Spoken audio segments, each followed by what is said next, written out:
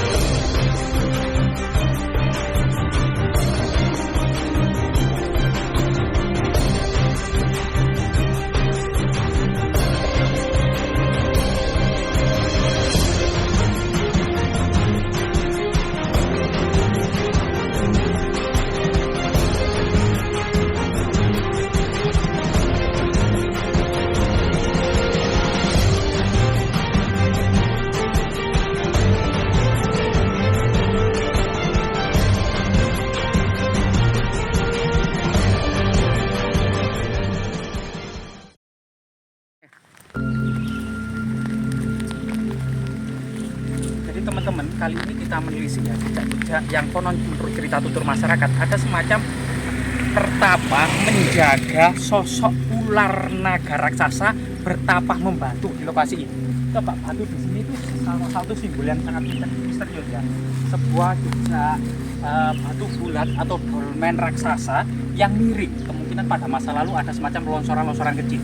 Yang konon di atas batu ini sebagai petunjuk ada semacam struktur punden berundak-undak dan semacam situs prasejarah pada masa lalu.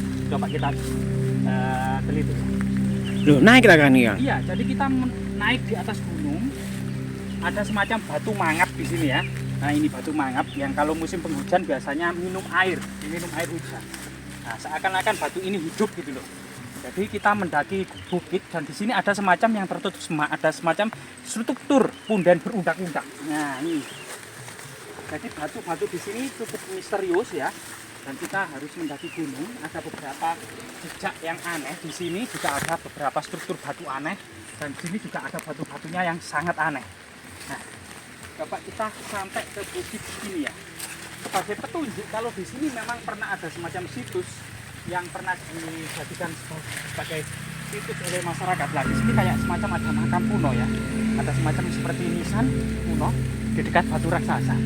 Nah di sini juga ada tanda-tanda semacam tanaman andong merah. Artinya memang dahulu di sini ini pernah dijadikan sebuah situs religi yang sampai saat ini juga masih dikeramatkan oleh warga. Konon katanya warga juga sering melihat penampakan ular raksasa.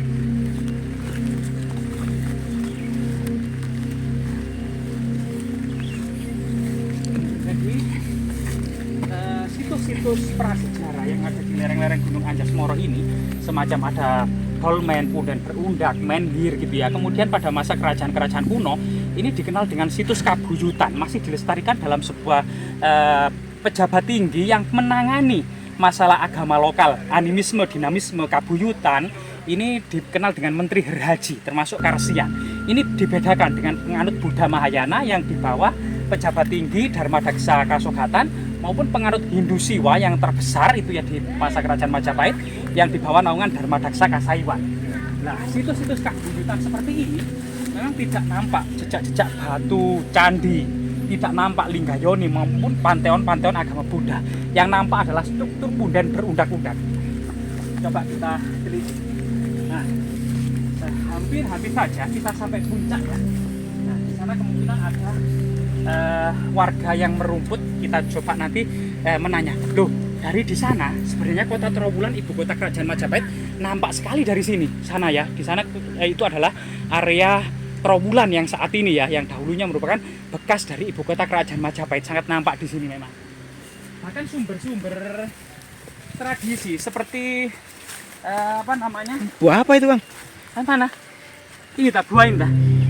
Iya, kemungkinan ini buah dari pohon ini. Kita kurang tahu buah ini apa bisa dimakan apa tidak ya. Namun cerita tutur warga Sari mengatakan bahwasanya warga Sari setelah menikmati pemandangan dari lereng Gunung Gunung Anjasmara, kemudian bercengkerama di bawah sungai Desa Jabung, kemudian melewati Banjaran Getas, Sumengkah, Kumitir, melewati sebelah timur Istana Majapahit menuju ke Lemah Tulis atau Lemah Citra untuk melakukan pentasbihan sebagai seorang biksu ya. Nah, ini salah satu sumber berita tradisi cerita warga sehari. Artinya memang pemandangan yang sangat indah di lereng Gunung Anjasmara ini sangat melegenda pada masa-masa kerajaan Majapahit. Juga di lokasi ini semacam tempat para bangsawan muda atau biksu muda atau para pangeran muda menimba ilmu. Kalau sudah ilmunya mumpuni, biasanya yang dikenal dengan turun gunung. Nah, turun gunung pada masa lalu. Permisi, Pak. Nah, jadi kita mencoba uri-uri budaya, menapak silasi leluhur kita, Pak ya. Dengan Pak siapa, Pak? Pak Darman. Pak Darman, Pak ya. Jadi kita bersama Pak Darman. Ini di desa mana sih, Pak? Di desa Ngembat, Gunung Anjasmara. Oh, dusun Blentreng, Desa Ngembat. Desa Ngembat, Kecamatan Gondang, Kabupaten Mojokerto, Jawa Timur, Pak. Ini memang di lurung lereng gunung apa masyarakat sebelumnya, Pak? Gunung Anjasmara, Pak, yang juga dikenal dengan pelarian pelarian tentara Mongol, Meisin, Arya Kamandanu, gitu, Pak ya. Iya. Dalam cerita legenda masyarakat termasuk kemudian diduga memang tempat penggemblengan bangsawan muda maupun pangeran muda kerajaan Majapahit. Konon katanya ada semacam ular raksasa bertapa membatu, Pak, di lokasi ini, Pak. Iya. Di mana, Pak, lokasinya? Oh, teman-teman, lihat ini, Pak, teman-teman. Benar-benar nyata ini, teman-teman. Katanya ada orang bertapa, Kang. Nah, jadi di tempat lubang ular yang bagian mulut yang kemudian ada lubang sedikit persis itu teman-teman, lubangnya itu ya. Jadi itu rahang atas dan bawah itu rahang bawah. Mungkin Pak Darman kita bisa ditunjukkan lebih dekat, Pak Darman, ke lokasi ini ya.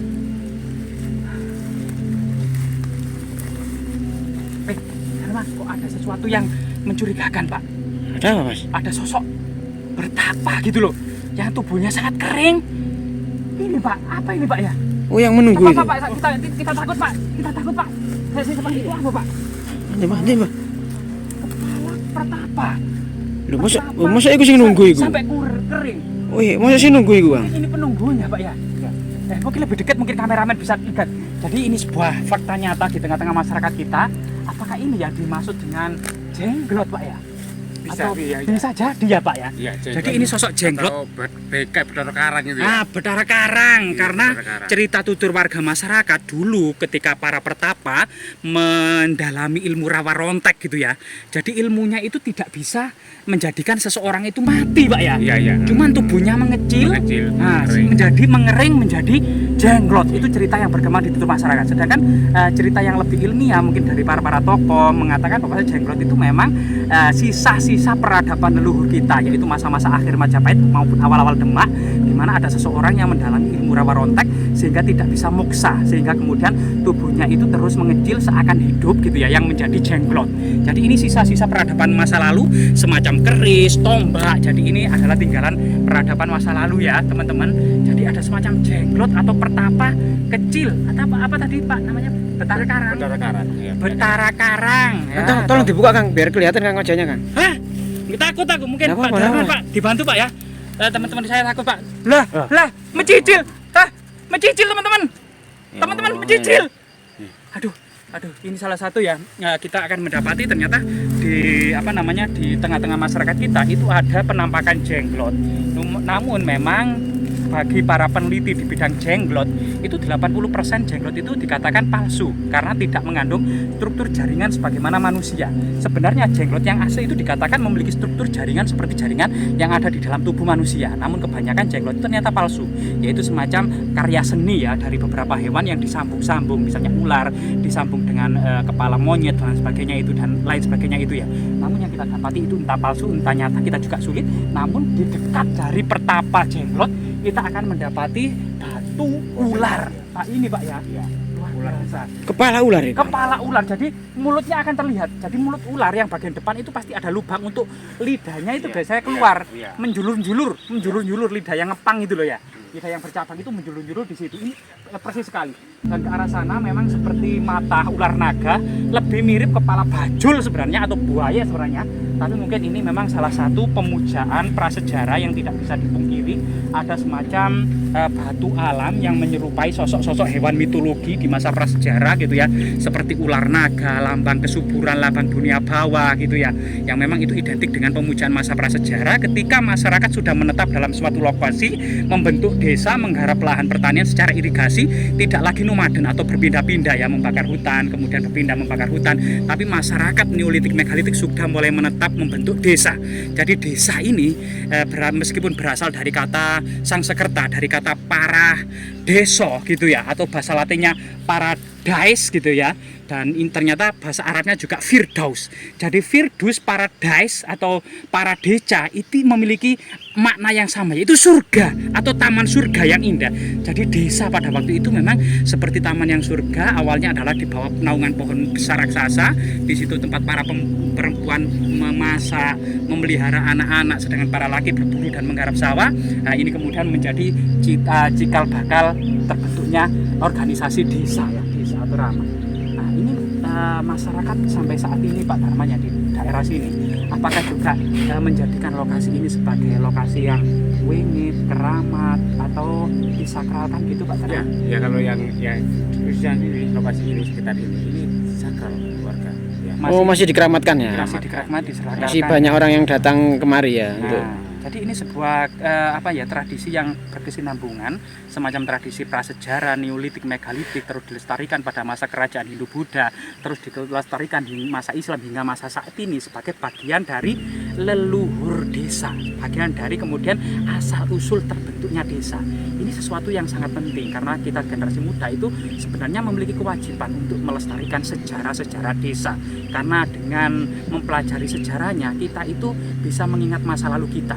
Orang yang tidak pernah belajar sejarah itu seperti orang yang hilang ingatan, atau anak pungut yang tidak pernah tahu masa lalunya ya. Jadi belajar sejarah itu sangat penting ya Pak Darman ya. Jadi luar biasa sekali. Jadi keberadaan di tengah-tengah masyarakat kita antara tradisi-tradisi prasejarah, sebuah proses kesinambungan, yaitu proses berjalannya dan tumbuh berkembangnya sebuah peradaban kita ini. Karena leluhur kita berhasil mengarungi kehidupan di masa lalu, maka kita itu menjadi tetap ada dan lestari.